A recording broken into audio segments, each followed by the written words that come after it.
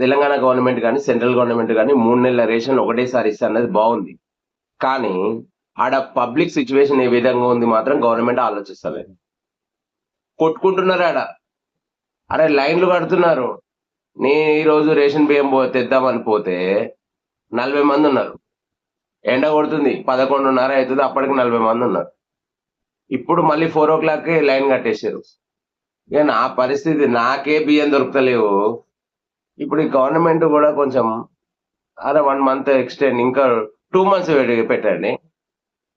ఇక్కడ 1 మంత్ ఇది ఈ 3 మంత్స్ ఒకటేసారి పెట్టి లొల్లి లేని ఈ పంచాయతీ లేని ఆడపోయి కొట్టుకోవాలి. ఇక నాదంటే నేను ముందొచ్చిన, నేను ముందొచ్చిన ఈ పంచాయతీ లేదు సార్. జర గవర్నమెంట్ సార్ జర చూడండి సార్. జర రేషన్ షాప్ లేకపోతే ఇంటికాడ తెచ్చి డెలివరీ చేయండి మాకు. ఈ తలకాయ నొప్పి ఉండదు.